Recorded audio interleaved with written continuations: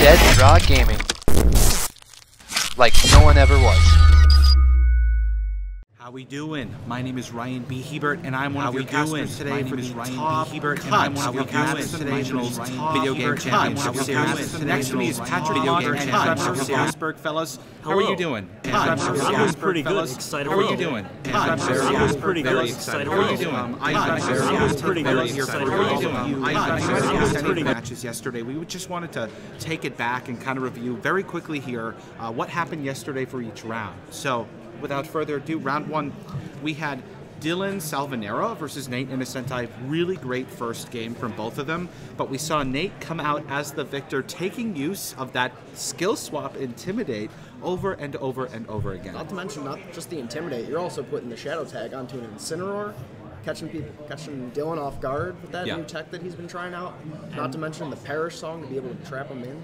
That is very true. Not being able to knock out the Gothitelle and still being locked in was very crucial in that game. Absolutely. It was a great set between the two players, and we wish them the best of luck in the tournament. I believe they both finished quite well yesterday. Yeah, both of them ended up 5-2, I believe, in the end. Wonderful, wonderful. Well, round two, we're kicking it back to Darvon Soup and Justin Burns on stream, and that one kind of came down to the Blastoise in the end. Yes. And more than anything, the Blastoise kind of was able to put in work, and eventually it did end with just the crit, if I'm remembering correct. Yes, yeah, you were correct. The crit did matter in the end, but regardless, though, the set was very close between the two of them. Yeah, it was a great set between the two players, and it was a pleasure to have them both on stream yesterday. Absolutely. Round three, we had... Evan Boss and Ihui Zhu, two very, very interesting teams. Evan Boss using a very hard Trick Room team with Mimikyu and Dusclops, as well as some very unusual choices, as well as a Mega Blastoise and Drampa. And Ihui using a Gengar, Celesteela, Incineroar, Latias, Coco, and Landorus here, a very, very strong, very offensive team. Absolutely. You cannot sleep on the Peter Klopson tail, otherwise known as Dusclops. I loved it so much. It was a joy to have on stream. Both of those players, by the way, had never been on stream before. They were both new. It was a great time. We loved having them on. They were great. Round four was Foster Hughes versus Gavin Michaels. Great set between two high-level players. Gavin Michaels, we haven't seen him at many events this year, so it was a pleasure to have him on stream with us. Gavin rocking a Metagross Lele team with that Rotom Heat and Gastrodon. Oh, don't get me started on Gastrodon, Oh, please fellas. don't start on Gastrodon. But let's just take a moment to recognize the Venusaur, the Mega Venusaur on Foster's team yesterday, as well as that Blaziken as well. Do you guys have any comments on those two teams? The Blaziken Bisharp definitely was what ended up winning it for him. Bisharp being able to threaten out the Tapu Lele on Gavin's side the majority of the time, and once he got that kill on that, the game was over because Blaziken just came in and outsped everything. Very true. This Lele being Scarf as well also helped a lot, being able to outspeed a lot of Pokemon in that match. Yep. Round five, we had Max Simon versus Ashton Cox, and that set came very, very close. With Game 3 coming out, or Game 3. Yes. Yeah. It ended with Max Simon barely closing it out with the Como in the back. And it was able to live the Tectonic Rage at +1 after Clangorous Soul Blaze, and was able to clean it up just barely in the end by pressing Clanging Scales to be able to clean up Ashton's Landorus and Rotom Heaton at the end. Absolutely. Round 6, we had Brian Hume versus Audie. Brian kind of struggling in that first game, but he's come back to become 7-0, top seed for the day. He's playing in the 1v8 bracket again, actually, versus Audie. Really great set between the two. Yeah, the two have been pairing up again now in top 8. That's incredible. Yes. Right. And our round 7 was George Tifferman versus Samuel. We had from George, a very interesting team, a Mimilax lead, as well as Landorus, Excelgor, Tapu Lele, and Charizard. And from Samuel, we had something very, very interesting, which I personally love. It had Breloom, Chandelure, Seismitoad, Pelipper, Metagross, and Zapdos. Yes. George winning this best of 3 set, going on to the top cut today, who'll be playing in top 8 as well. Yep. And so, folks, with all of that, we're about ready to get started with our top 8 match. Right. Carson Confer versus Paul Chua.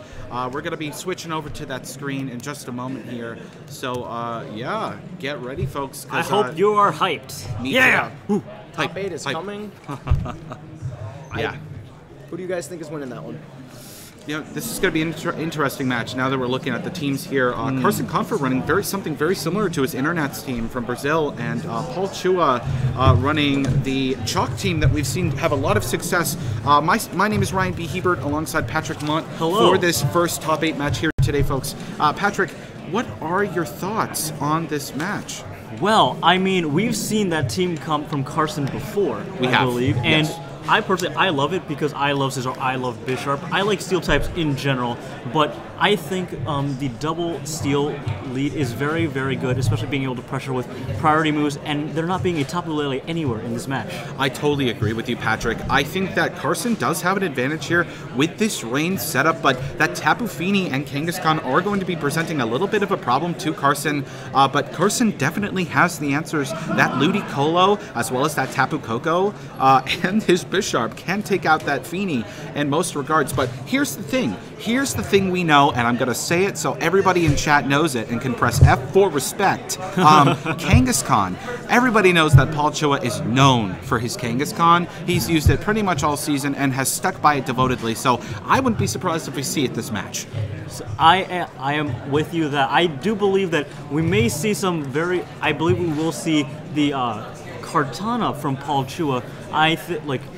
The question is, like, what kind of item is it holding? Is it possibly an Assault Vest like we saw some people had yesterday, or is it Focus Sash? Absolutely. Well, it looks like the players have shook hands, and we are going to get started here. Top 8 match, first one of the day. Let's get started, and let's see what's coming on the field. All right, let's check out both their leads here as we are currently loading in.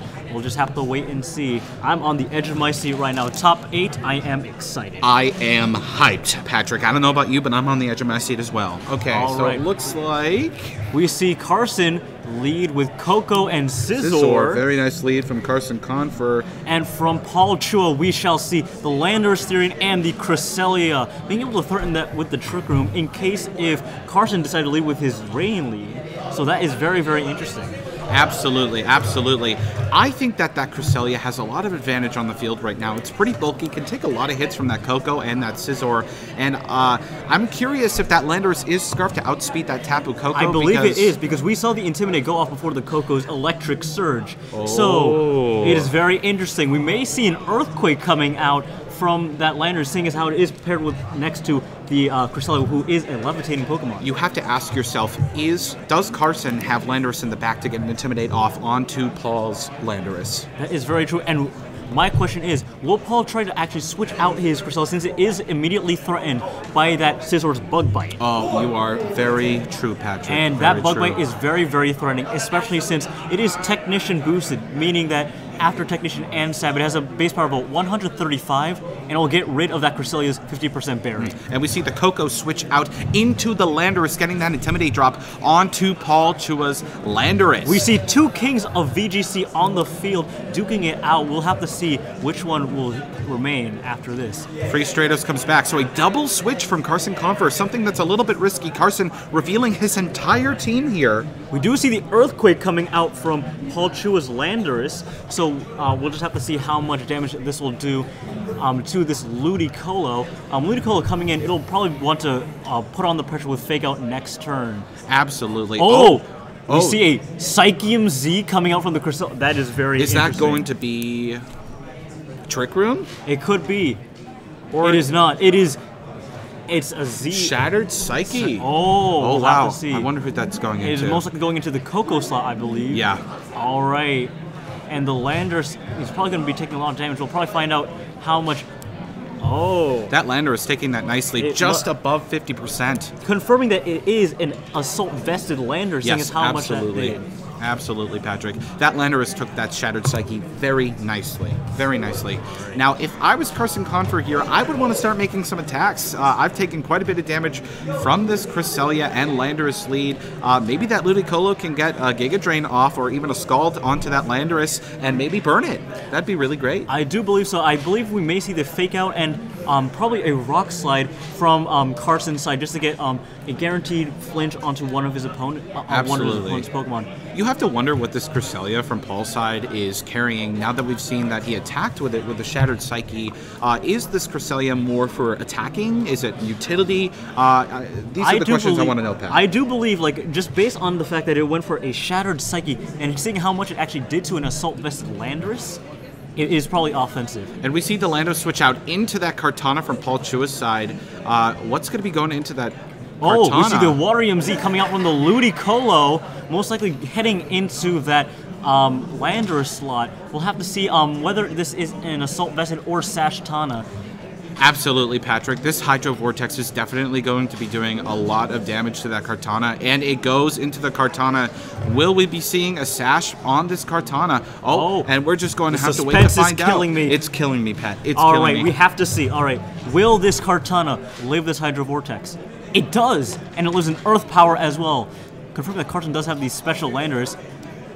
We see a Hidden Power coming out from the Cresselia as well.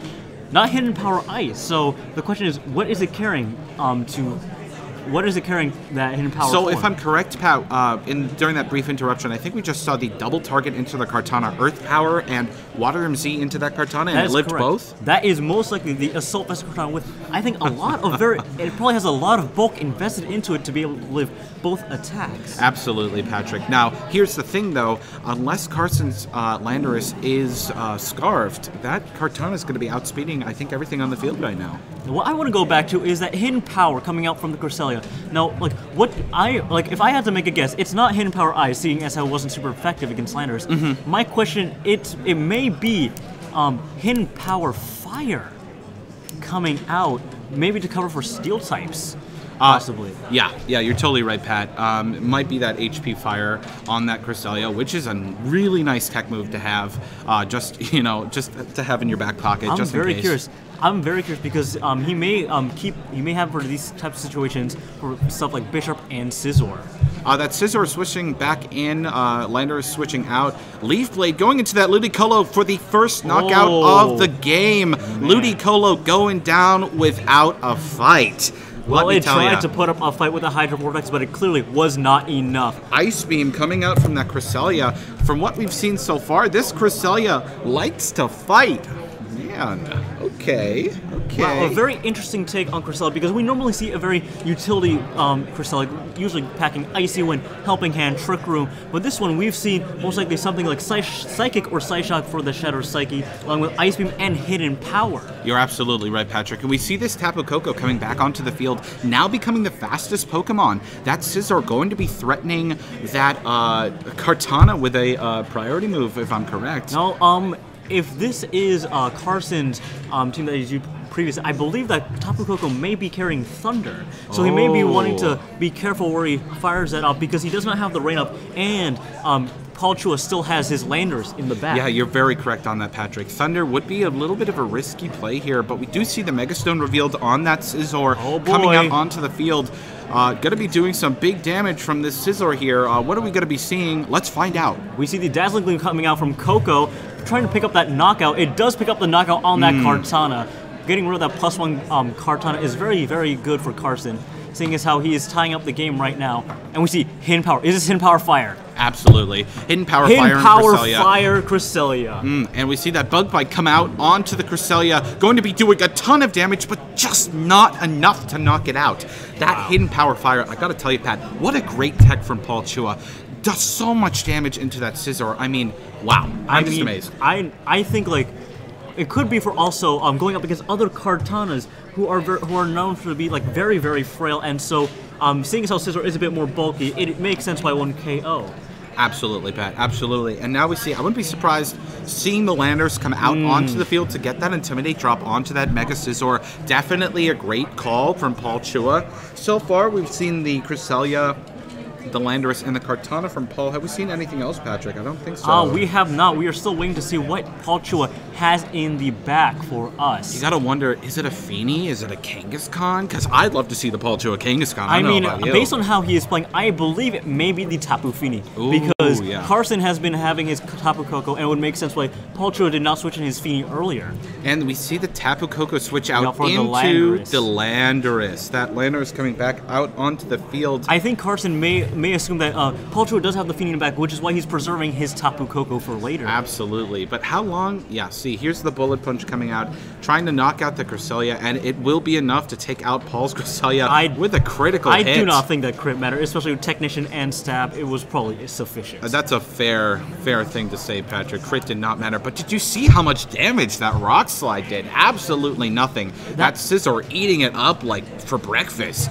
Making use of that Intimidate to ensure that Scizor could live any attack from that Landers, and seeing how he went for Rock Slide instead of Earthquake, probably predicting the Landers to come back in. Absolutely, Patrick. Once again, we're seeing that Intimidate ability just dominating here at Madison Regionals. I would be surprised to see it continue on to Internets. That is very true, very true. All right, we'll have to see. What Paul Chua actually has in the back for us. And we will see. And it is the Paul Chua Kangaskhan. The one, the only, the Kang. Because Kangaskhan can. Okay. I know, I'm too funny. All right. Now, I've always had this thing, because we have seen Kangaskhan getting nerfed this season, actually, losing its access to Power Up Punch and getting the power of its second hit with Parental Bond weakened. Kangaskhan having the threat of Fake Out right now, probably going to be able to hit on that Scizor unless that Scizor has Protect.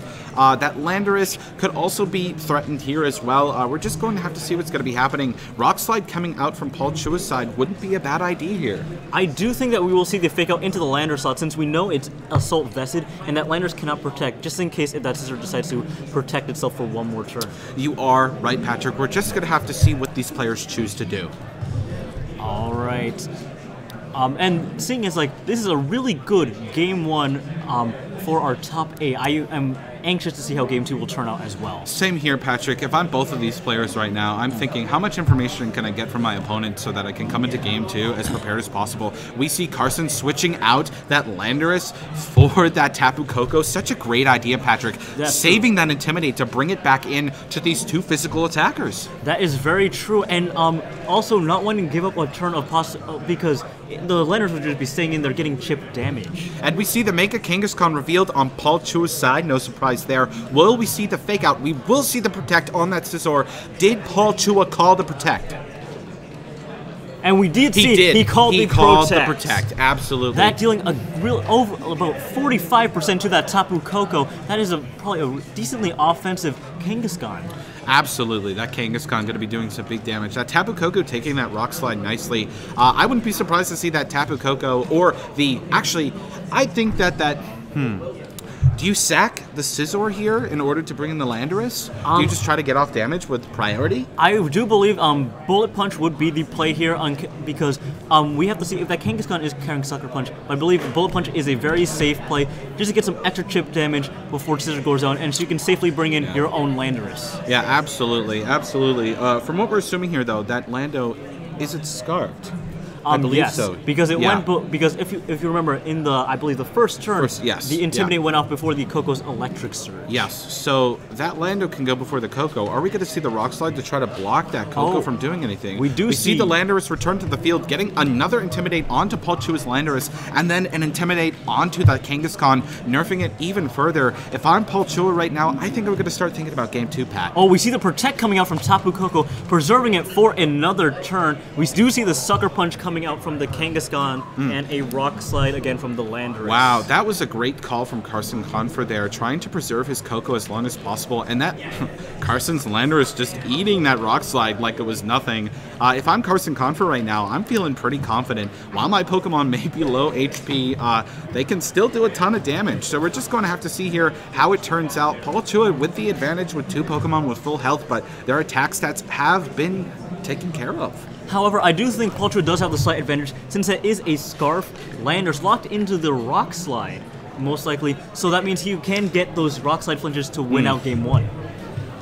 We're going to have to see what side RNGesus is on, because as we know, RNGesus is fair and unfair, and he grants his wishes upon both players equally and unequally.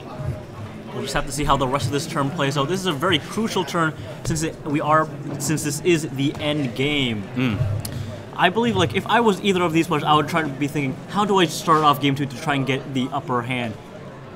And there's the Sucker Punch, a critical hit from that Kangaskhan, knocking out that Landorus. That was a very safe Sucker Punch. Seeing as how that was an Assault Vested Landorus, it can't go for any status moves, so you will be able to knock out that Landorus. Absolutely. Very safe play. The but the Thunder... Thunderstruck is what that Kangaskhan is. Thunder! Doing massive damage and paralysis onto that Kangaskhan, having its speed right now. This is critical, although it's that a Coco... Life Orb. Life Orb Coco... fainting on the field. We're left with one Pokemon, Pat, and that is going to be Mega Scizor. I mean, you do see how that Intimidate came in handy, seeing as how Coco was able to hang on with a sliver of HP and get off that Thunder onto the Kangaskhan. You just gotta have to wonder, you know, I think Chua has this, Pat. I agree with you, because the thing is that Scizor cannot do enough damage to that Landorus, who is sitting at full health right now. Absolutely, Pat. I don't think there's anything left to be done here for Carson, but Carson had a lot of leverage in that match. I think that Chua just wins it out due to sheer bulk of Pokemon. That is true, and also you did see that Cresselia was very, very unusual. Being like, it took me by surprise, saying is like it was very, very offensive. Yes, I totally agree, Patrick.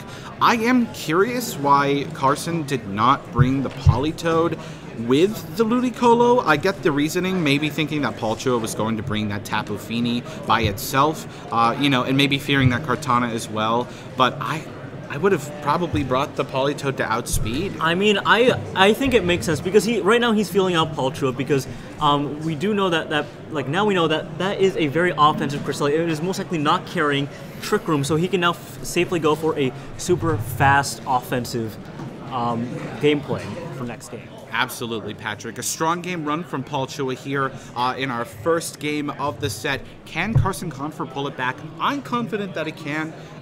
If I'm Carson right now, I think that I want to take advantage of the rain lead that I have, getting that Landorus in the back and probably that Tapu Koko as well, or maybe bringing that Bisharp.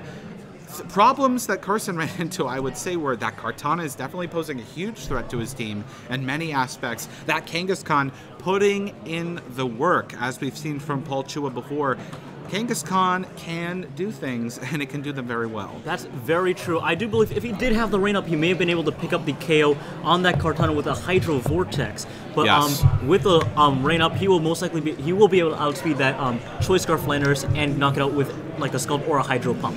Now, if I am Chua in this instance, what am I leading with again? Do I start the same way? Because that Cresselia Landorus lead was so strong for the early game and into the mid game. I mean, that Cresselia just took advantage of everything. We did see, he may lead what we saw at, I believe, was it Sao Paulo. We may see Bisharp, Scizor, double seal it with probably the rain in the back.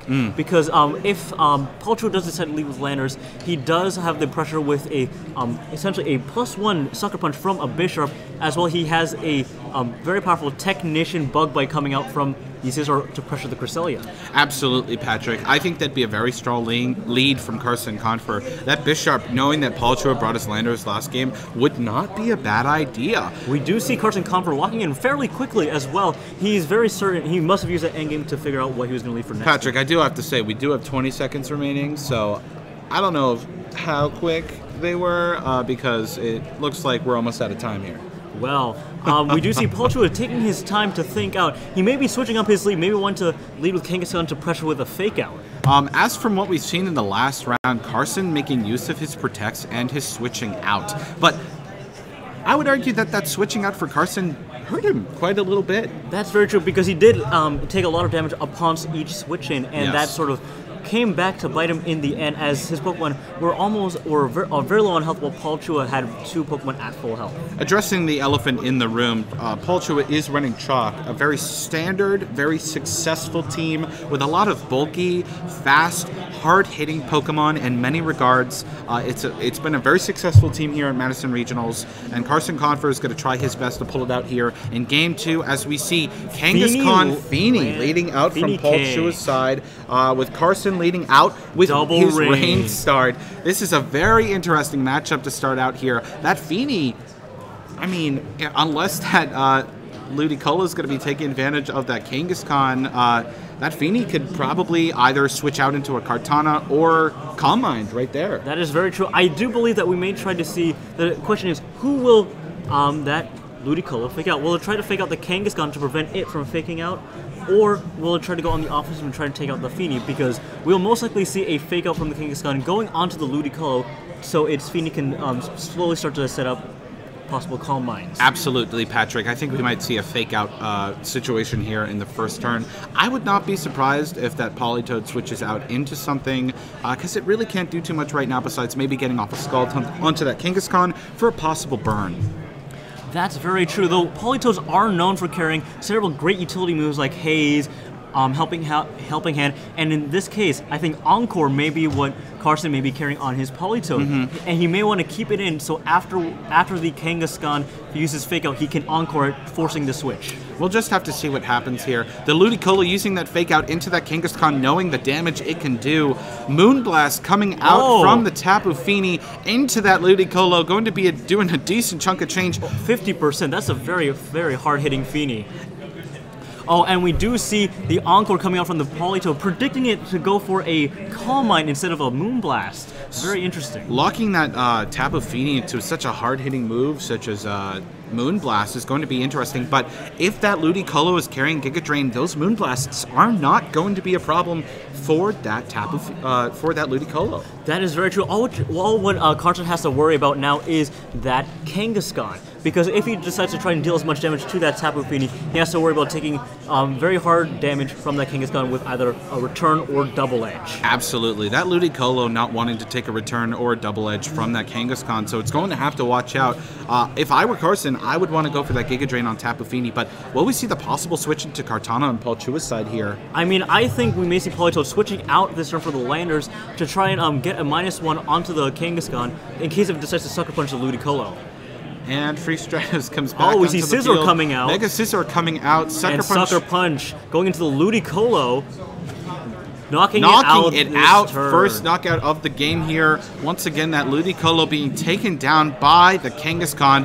Moonblast coming out onto that Scizor. Going to be doing a nice chunk of change, just a little bit above 60% with a critical hit and a special attack drop. Not that the Scizor needs the special attack, but I'm just saying RNGesus is with Paul Chua right now. Okay? That is very true. The question is, what will Carson Confer bring in next? Will he bring in the Politoed to try and help out his Scizor with a possible Helping Hand, or will he bring in his last Pokemon and reveal what it is? I would definitely appreciate a Landorus here if I was Carson Confer, and here it is. We see the Landorus coming back onto the field. Now, here's the thing.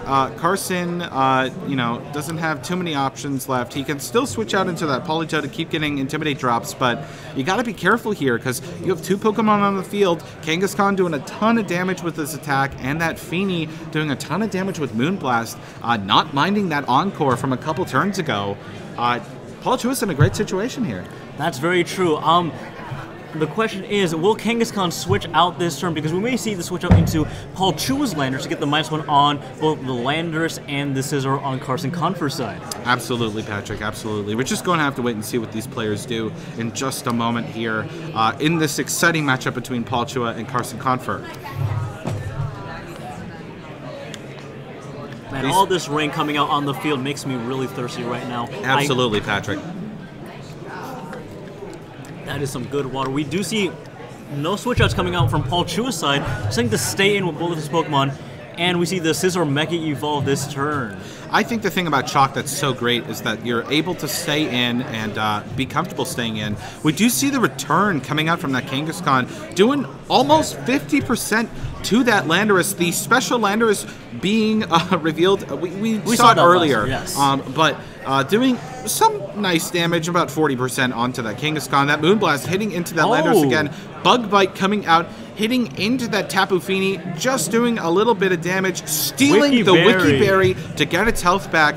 Not a bad move, Pat. That's very true. Very, very true. This means that Scizor can stick along for a lot longer now, and seeing as how much that Moonblast did, that is a very offensive Fini right here. Absolutely. Once again, Paul Chua just taking advantage of the fact that, hey, I don't need to switch out. My Mon's perfectly fine here. He's not threatening me at all with a Steel-type move, and he doesn't have Coco, and his Ludicolo's gone, so my Tapu Fini can just sit in the field and keep launching out Moonblasts. That is very true, very true. And we did see the return coming out from the Mega Kangaskhan. It most likely is not carrying Double Edge and probably has Protect as its last move. Absolutely, Patrick. I think that's a fair thing to say.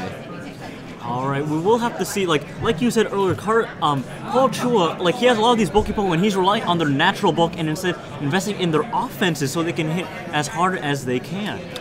Absolutely, Pat. I do think there probably is some defensive bulk in his Pokemon as well, true, but yes. the damage output that we've seen from his Pokemon so far has been quite extraordinary. Oh, and that eject button Politoed from Carson Confer sending back in that Landorus to get the Intimidate drop, but are we going to see the Moonblast into that Landorus slot to knock it out here? I believe we will, just because he would want to double up into that just in case to cover for a possible switch-in of the Politoed. Absolutely, Patrick. I'd be happy to see a Steel-type move come out here from the Scizor and finally try to take out that Tapu Fini because it has been on the field long enough. That is very, very true. And I believe the Encore ended as well, so that means you can start firing off some very strong Muddy Waters now, especially since the rain is up. Very true, Patrick. Yeah, that Muddy Water with the stab and being powered up by rain is going to do a ton of damage. Another Intimidate coming onto that Kangaskhan, like Kangaskhan cares, because Kang can.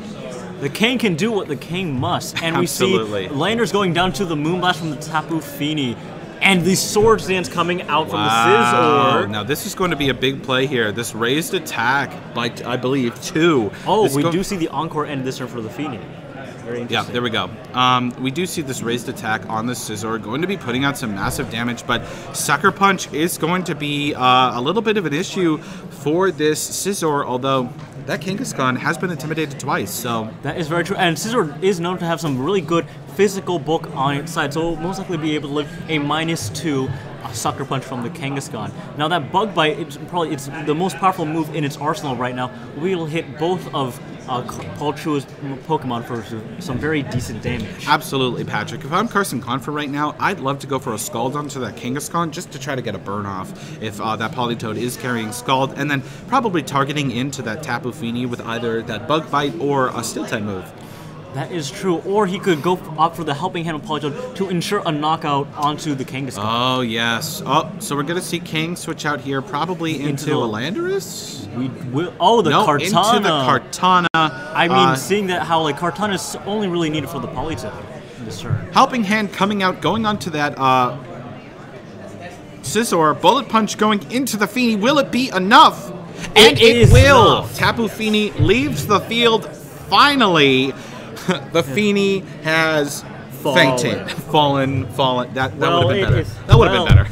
I mean, what is done is done. We see the misty terrain and the rain stop, meaning that now that Politoed can actually start getting some burns right now. Yes, absolutely, Patrick. Politoed, if it's carrying Scald, should be able to get some burns off onto some Pokemon. If it can live, though, that Kartana, as we've seen, we don't know if it has Sash or not. I mean, I'm pretty sure it is Assault Vested. I think we may see a double Protect on Carson's side to sell out the Fake Out from the Kangaskhan and then try to double up into the Kartana slot since that Kartana threatens his Politoed. Absolutely, Patrick. A dual Protect here from Carson Confer would be a safe play just so he doesn't get any of that extra damage from that Fake Out from that Kangaskhan, because you know what? I'm just going to go on a limb and say it here, Patrick. Kang may be the new king. I know we've been calling Incineroar and Landorus here the kings of VGC, but I think the Kang has returned. I mean, we will have to see. We'll have to see, especially at International, see how dominant Mega Kangaskhan is. And we see Paul Chua's Landorus entering the field. Did he call the double Protect, or did he Helping Hand and just go for an attack?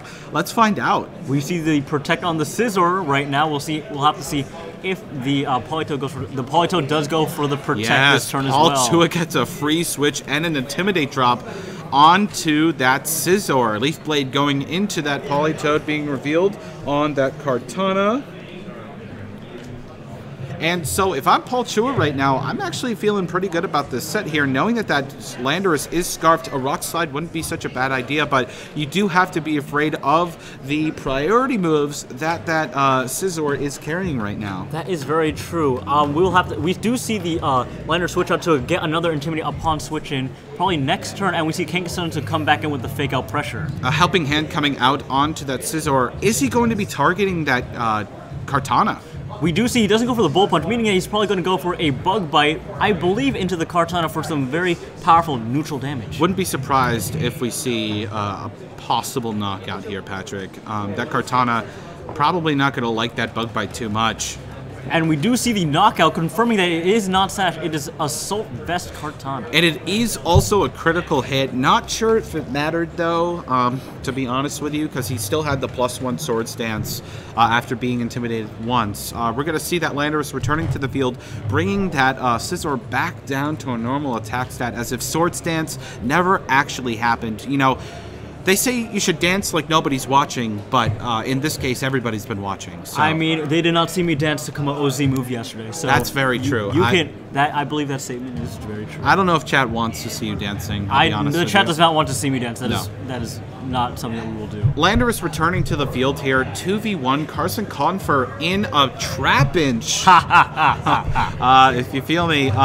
That Landorus and Kang probably can handle the Scizor very well, but, you know, I'm not going to sleep on this Mega Scizor. Carson Confer has built this team and has used it for quite a while now, and it puts in the work, so let's not count anyone out. I believe we will see a Protect coming out from the Scizor just to stall out the probably a rock slide fake out coming out from Paul Chua's side, and then opting to go on the offensive the next turn. And there it is, Patrick. You called it beautifully. Protect coming out from that Scizor. Oh! Superpower being revealed. That is a Scarf Landorus with Superpower locked in there.